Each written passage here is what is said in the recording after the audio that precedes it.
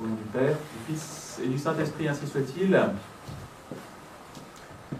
Bien, chers frères, nous entrons dans le temps de la Passion. Vous venez d'entendre l'évangile de notre Seigneur, où notre Seigneur rentre en conflit de façon très radicale avec les Juifs qui le refusent, qui refusent la vérité en réalité, qui refusent la vérité. Et ce combat de notre Seigneur ira jusqu'à la croix, parce que les Juifs refusent de le reconnaître comme étant la vérité. Et c'est le combat actuel encore. C'est la même chose aujourd'hui. Je vous le disais, si ces sœurs ont été, ces 5 oblates ont été expulsées de façon incroyable par leurs supérieurs, c'est tout simplement parce qu'elles voulaient rester fidèles à la vérité. Au testament de Monseigneur Lefebvre et à la tradition catholique, tout simplement. Elles refusaient qu'un évêque moderniste qui visite des mosquées, etc., viennent dans leur école et prient avec les enfants comme si de rien n'était. Elles sont donc restées fidèles à la vérité, et pour cela, elles n'ont pas été crucifiées, mais quasiment, elles ont été expulsées, alors que cela faisait presque 25 ans que sœur Marie-Élisabeth était enseignante dans cette école. Alors pour nous, c'est la même chose, il faut rester fidèle à la vérité, parce qu'un jour, nous pourrions nous retrouver du mauvais côté du mur. Nous pourrions nous retrouver comme ces Juifs qui pensaient être fidèles à la vérité, mais qui se sont retrouvés, comme vous l'avez entendu à la fin de l'Évangile, qui se sont retrouvés à prendre des pierres pour les jeter sur le Christ. Mais bien, chers frères, ayons cette crainte qu'un jour, nous nous retrouvions parmi ceux qui prennent des pierres contre ceux qui professent la vérité. Il vaut mieux, mes bien chers frères, recevoir des pierres, qu'en jeter sur la vérité. Alors, qu'est-ce que la vérité, tout d'abord, bien chers frères? Vous le savez, la vérité, c'est la question que Pilate pose à notre Seigneur. Qu'est-ce que la vérité? Et il ne va même pas attendre la réponse. Parce que finalement, ce n'est pas la vérité qui l'intéressait. Donc il faut que la vérité, mes bien chers frères, déjà nous intéresse. Et c'est ce que Saint Justin, vous connaissez peut-être Saint Justin, qui était philosophe, et avant sa conversion, il avait au moins une soif. La soif de quoi? De la vérité. Il voulait connaître la vérité. Et il va la rechercher avidement, très avidement. Alors il va consulter successivement les principaux représentants des écoles philosophiques de l'Antiquité païenne. Et il va être très déçu, parce qu'il va avoir des contradictions, etc. Alors son cœur, évidemment, demeurait inquiet. Il n'avait pas trouvé ce qui lui procurait la paix, ce qui procure vraiment la paix de l'âme. Et un jour, au bord de la mer, il va trouver un vénérable vieillard. Et il va s'entretenir avec lui. Celui-ci va comprendre ses tourments et va lui parler alors du vrai Dieu, du Messie, de la doctrine de notre Seigneur. Et enfin, Justin, donc voilà, avait trouvé ce qu'il recherchait, la vérité. Alors, il va se faire chrétien. Si nous sommes catholiques, mes bien chers frères, comme Saint Justin, ce n'est pas parce que cela nous satisferait en quelque façon que ce soit, c'est parce que d'abord, c'est la vérité.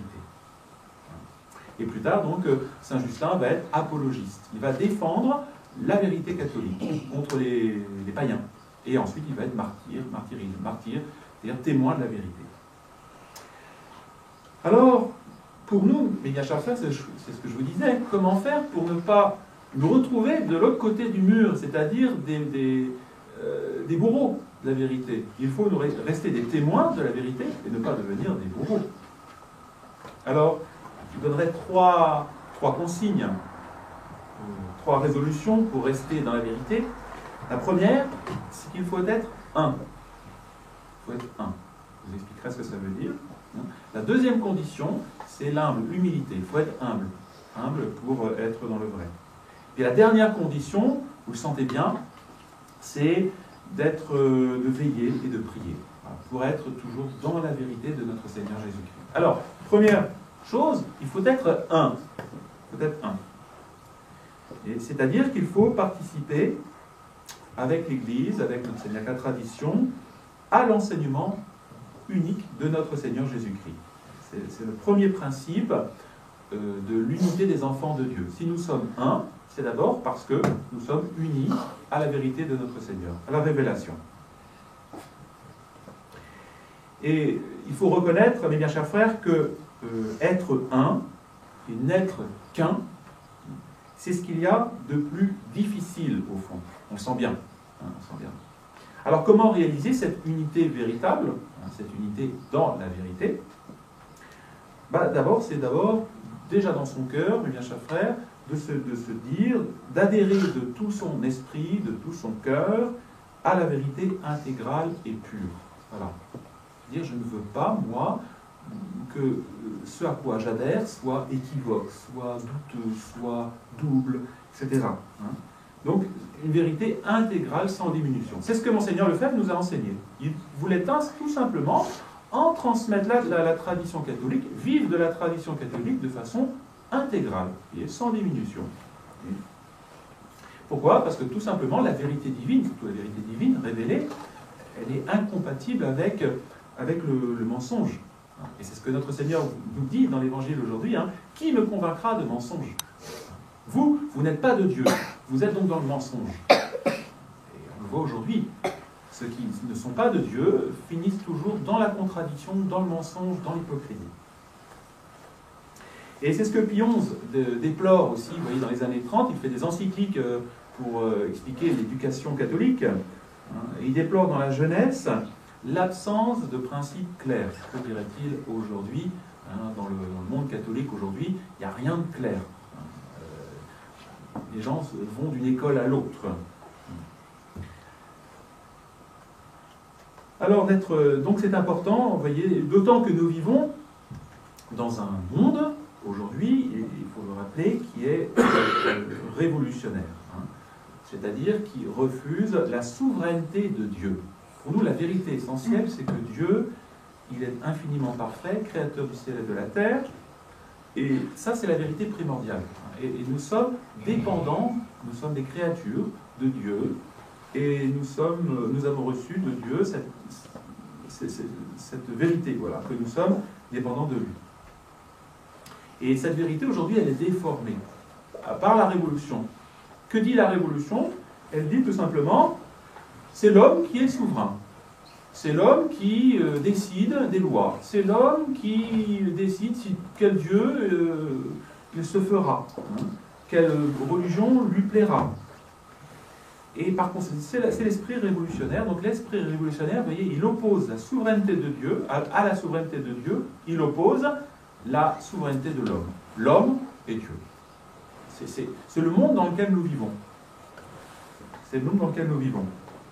Et alors, que font les catholiques entre deux? Eh bien, ils veulent concilier d'un côté la souveraineté de Dieu et la souveraineté de l'homme.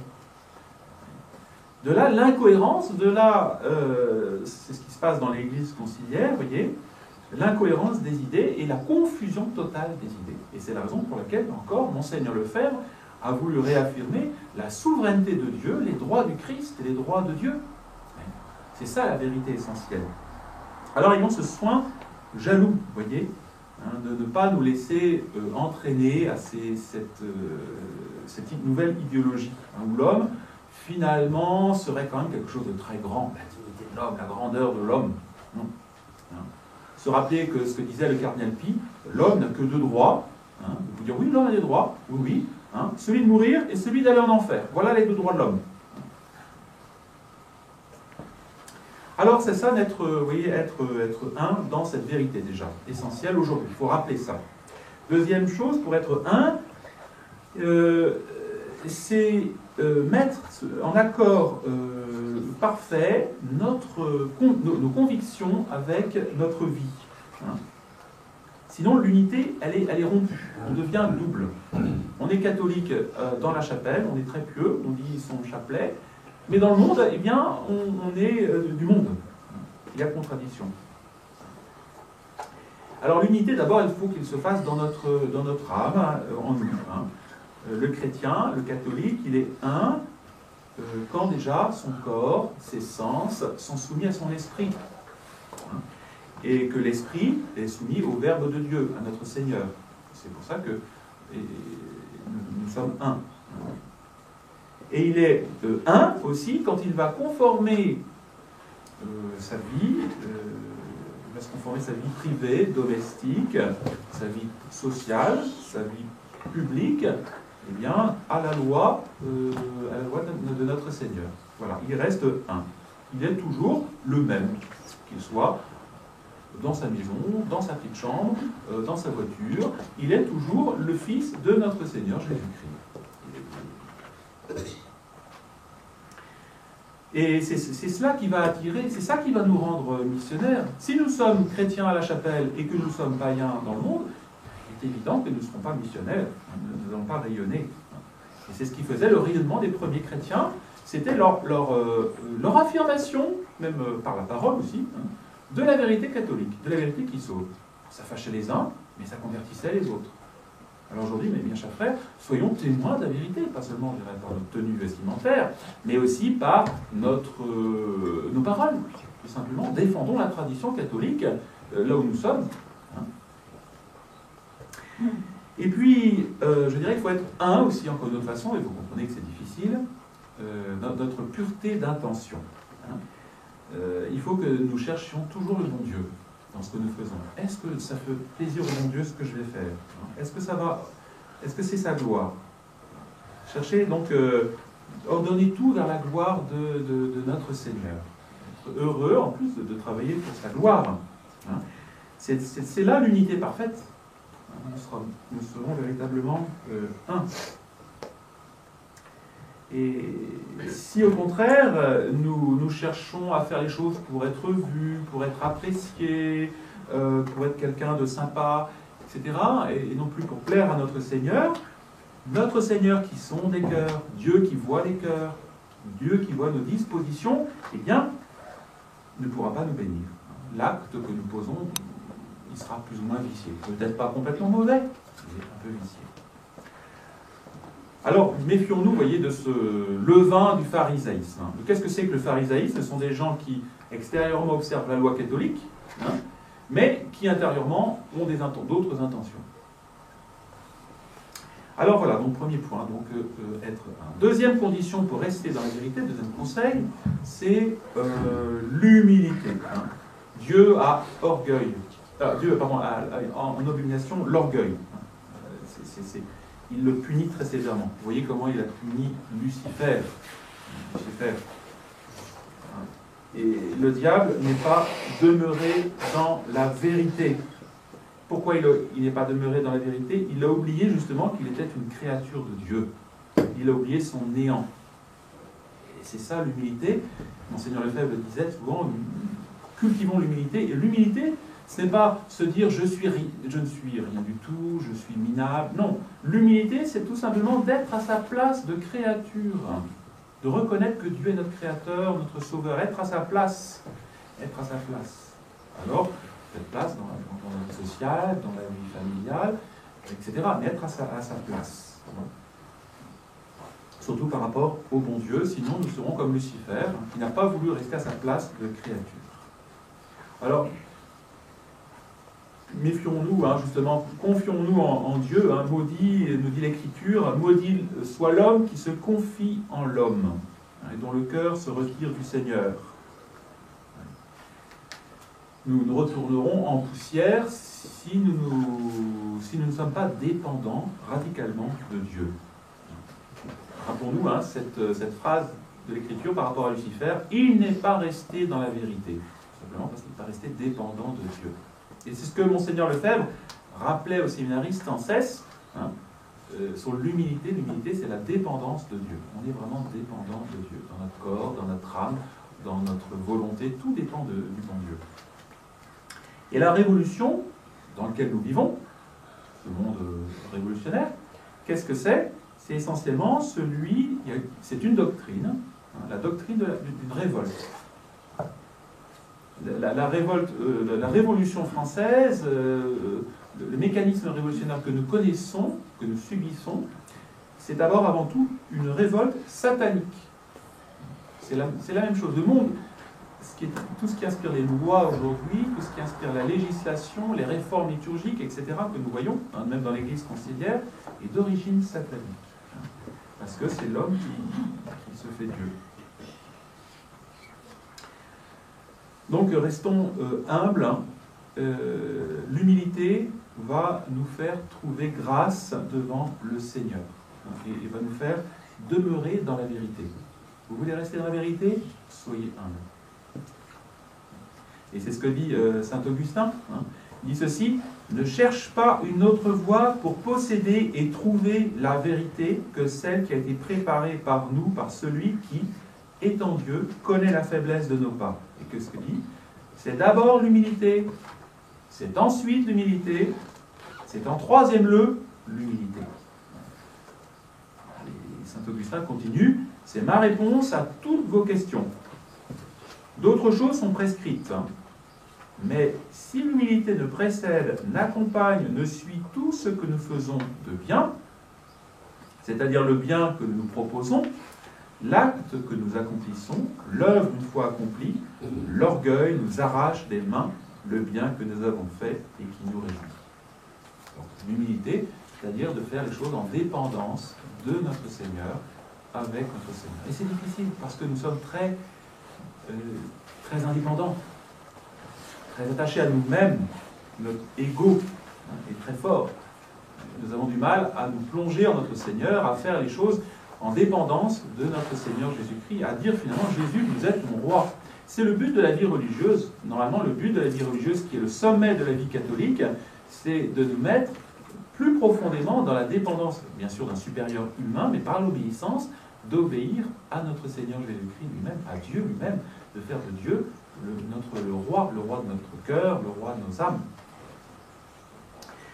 Et aimons donc à dire comme saint Augustin, pour justement acquérir et posséder la vérité, et être fermement résolu à suivre. Voilà ce que dit saint Augustin: Seigneur, faites que je vous connaisse. Faites que je vous connaisse et que je me connaisse.